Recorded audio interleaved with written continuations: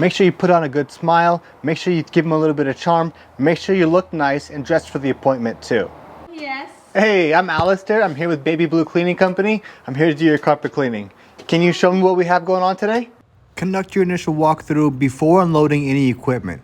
Have the customer show you any areas of concern.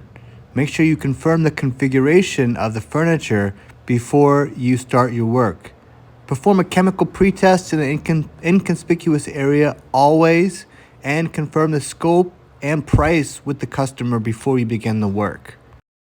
Pre-vacuuming is a very important step. With other methods of carpet cleaning, you may be able to skip over this step, but not with very low moisture method of carpet cleaning. Make sure you're doing a thorough, slow job of vacuuming in multi-directions and don't skip this step. Now it's time to treat spot treatments in the areas that may be difficult when we do the actual carpet cleaning. I have here a concentrated mix that I use in a hand sprayer, and I'm just going around doing some light pre-spraying. After you sprayed and agitated the area a little bit, you could take a brush and you can kind of just work it in. And you can see the spot is already pretty much gone. You want to pay attention to traffic lanes and entrances and exits. So you can see these areas are going to receive a higher level of use than the rest of the carpet. So take a second and pre-treat these areas as well. All right, now it's time to pre-spray. I got my solution here. Okay, I got it all pumped up. You start basically in the far back corner and you work your way across.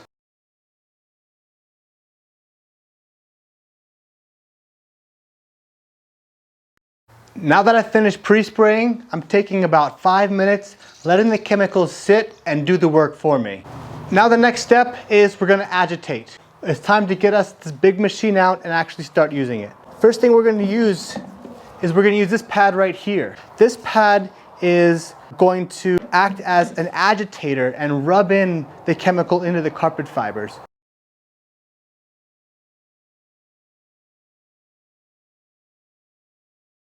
We're plugged in. First thing you want to do, you want to adjust the height. Okay, so you want it to be kind of so that you can rest it on your thigh area right here, because you're going to be able to use your whole body to control it. Now that we are plugged in, we have the position set, it's time to start it. Okay, flip the switch and let it go. All right. I'm kind of just standing still, you know, letting the machine work for me.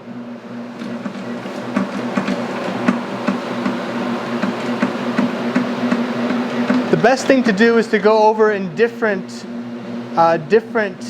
sides and different angles, which we're going to do as we use the different pads. So we're going to go over this thing in a few different steps. We're going to go from more aggressive to less aggressive. So this one here is the most aggressive. It's the fiber pad. So it's going to do the agitating and the mixing and the lathering, if you will, of the shampoo and the chemicals into the carpet fibers. But there's not much absorption happening with this pad. It's not really absorbing. What it's doing is it's mixing in, it's spreading the chemicals, it's coating the carpet fibers. And in the future steps, we're going to go back over it and be able to absorb some of that dirt. You see, if you can see, the pad is a little bit larger than the edge of the driver pad. So I'm actually able to get up and touch the edges there without causing any damage, because we have a little bit of an overhang there. Okay, we finished the first agitation step with the fiber pad, and now it's time to switch out the pads. I'm going to show you how easy it is to switch these pads out. Basically, all you got to do, tip it back and swap the pad out. Now you can see that these aren't even these are not very absorbent pads, but it still was able to get a bunch of dirt. Okay, so now we're going to put this pad on here. Oops, that's kind of a dirty side. Basically, this is the pad here. It's a little bit dingy, but that's okay. Okay, so we're going to put this on. just like this. You want to center it on there, and just like that. All right, get this guy out of the way.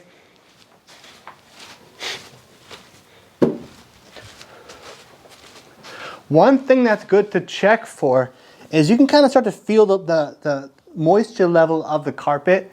If it's really, really dry, you may want to just go back with a little bit of pre-spray and make sure that it's damp enough to run a cloth over. Likewise, if you know that it's really wet, then you're going to spend a little bit extra time trying to absorb that stuff during the absorption stages. So now we're going to run it with this pad here, which is a little bit absorbing, and it also it's thick enough and aggressive enough to still kind of agitate the carpet fibers.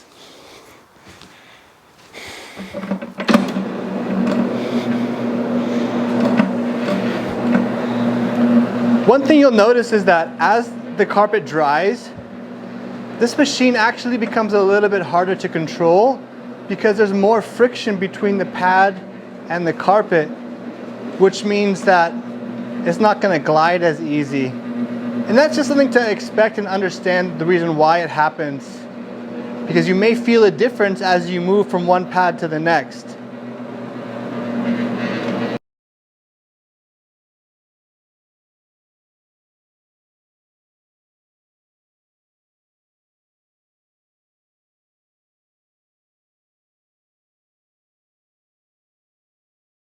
Let's check out the pad.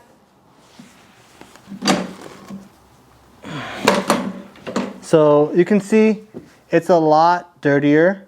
You know, this means that it picked up a lot of dirt and a lot of darkness.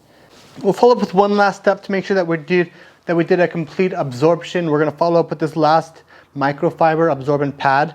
This one, you know, it doesn't necessarily need as much moisture as the others because it's already very you know, it's made to glide. It's already kind of, doesn't have a lot of friction to it. And that's what it's designed to do, is to mop everything up. It is absorbent, so you're gonna get some of that, you know, pick up a lot of that liquid along the way. It hangs over, so that way you can kind of run right up against the walls and it's not going to cause any kind of damage. So this will be the last fiber step. This will be the last pad step that we're gonna use on this carpet, but then after we're going to go ahead and follow up with another step. We're going to do a post vacuum.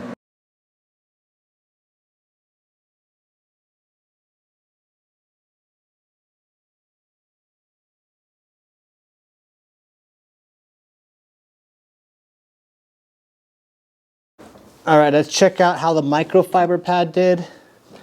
Okay, so you can see it's still picking up a lot of color here, a lot of stuff. So, and that's exactly what we'd expect. If any carpet cleaning is going to be the post vacuuming or the grooming stage.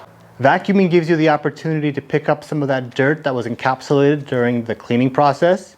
It also makes these clean lines. So I love to do a vacuuming because it's a little more thorough, and it gives the final touch a little bit sharper. So it makes those before and after pictures really pop. So I'm going to do a post vacuuming.